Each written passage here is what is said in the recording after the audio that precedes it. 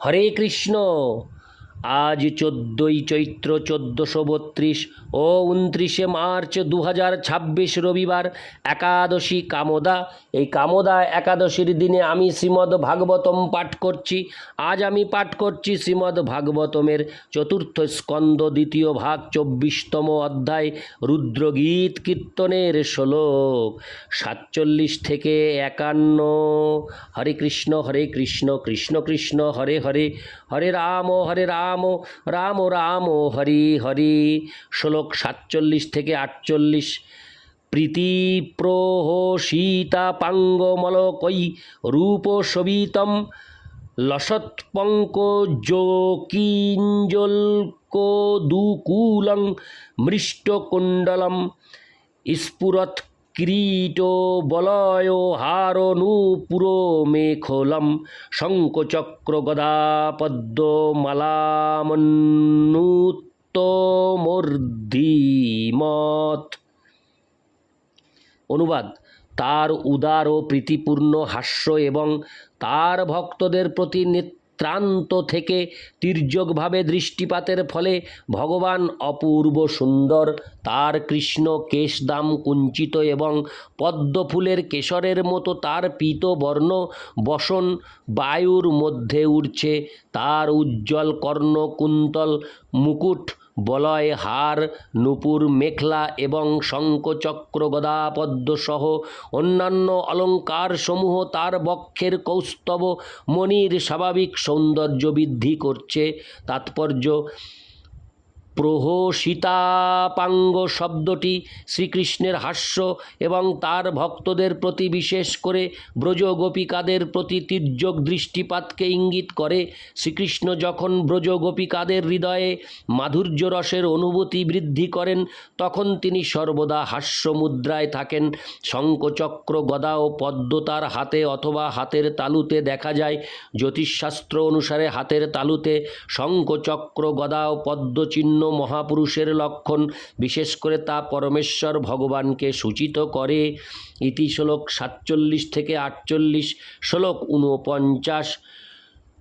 সিংহস্কন্দোত্তীশ বিভ্রৎসৌভগগ্রীব কৌস্তভম শ্রিয়ানোপায়িন্না ক্ষিপ্তনিকষাস্যরসোল্লসৎ। অনুবাদ: ভগবানের স্কন্দদেশ ঠিক সিংহের মতো।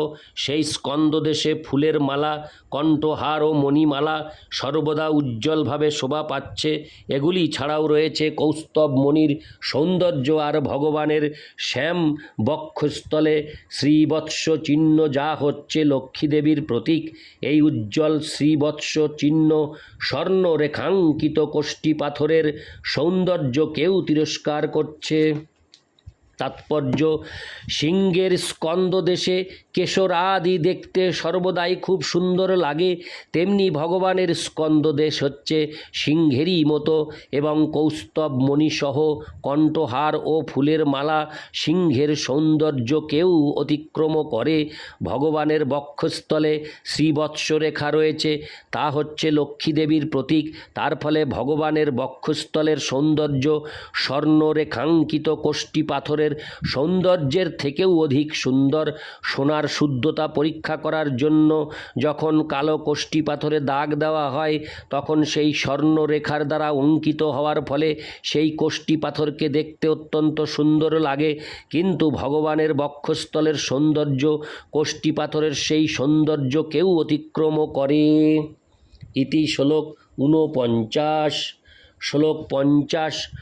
পুররেচক সংবিঘ্নবলী বল্গুদলোদরম প্রতিসংক্রাময়োদ্দিশং নাভ্যাবর্ত গভীরয়া। অনুবাদ: ভগবানের উদর ত্রিবলী রেখায় শোভিত, তা অশ্বত্থ পত্রের মতো গোল এবং তার নিঃশ্বাস প্রশ্বাসের ফলে সেই উদর অত্যন্ত সুন্দরভাবে কম্পিত হয়। ভগবানের নাভিদেশ এত গভীর যে মনে হয় যেন সেখান থেকে সমগ্র বিশ্ব প্রকাশিত হয়ে পুনরায় সেখানেই প্রবেশ করতে চায়। তাৎপর্য, সমগ্র ব্রহ্মাণ্ডের সৃষ্টি হয়েছে ভগবানের নাভি থেকে উদ্ভূত কমল নালে। সেই কমল নালের উপর উপবিষ্ট হয়ে ব্রহ্মা সমগ্র ব্রহ্মাণ্ড সৃষ্টি করেছেন। ভগবানের নাভি এত গভীর ও কুণ্ডলাকার যে মনে হয় যেন সমগ্র ব্রহ্মাণ্ড ভগবানের সৌন্দর্যে আকৃষ্ট হয়ে পুনরায় আবার সেই নাভিতেই ফিরে যেতে চায়। ভগবানের নাভি ও তার উদরের ত্রিবলী রেখা তার সৌন্দর্যকে সর্বদা বর্ধিত করে। ভগবানের দেহের সৌন্দর্যের এই বিস্তৃত বিবরণ বিশেষভাবে সূচিত করে যে ভগবান হচ্ছেন সবিশেষ পুরুষ। নির্বিশেষবাদীরা ভগবানের দেহের সৌন্দর্য কখনো বুঝতে পারে না, যার বর্ণনা শিব এখানে তার বন্দনার মাধ্যমে করেছেন। নির্বিশেষবাদীরা যদিও সাধারণত শিবের পূজা করে থাকে, তবুও ভগবানের দেহের সৌন্দর্য বর্ণনা করে শিব যে প্রার্থনা নিবেদন করেছেন তা বুঝতে তারা অক্ষম।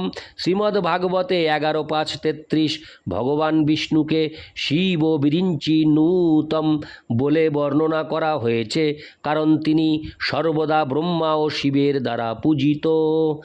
ইতি শ্লোক 50, শ্লোক 150। শ্যামশ্রোণ্য ধীর চিষ্ণু দুকুল স্বর্ণমেখলম সমচার্বং ঘ্রিজং ঘোরুনিম্ন জানু সুদর্শনম। অনুবাদ: ভগবানের কোমরের নিম্নভাগ শ্যামবর্ণ এবং তা পীতবর্ণ বস্ত্র স্বর্ণ নির্মিত মেখলার দ্বারা সুশোভিত। তার পাদপদ্ম জঙ্ঘা উরুদয় ও জানু যুগল পরস্পর সমান এবং অপূর্ব সুন্দর। তার সমগ্র শরীর অত্যন্ত সুন্দরভাবে গঠিত।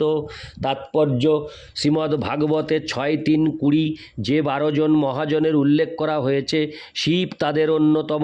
সেই মহাজনেরা হচ্ছেন স্বয়ম্ভু, নারদ, শম্ভু, কুমার, কপিল, মনু, প্রহ্লাদ, জনক, ভীষ্ম, বলি, বৈয়াসকি বা সুখদেব গোস্বামী ও যমরাজ।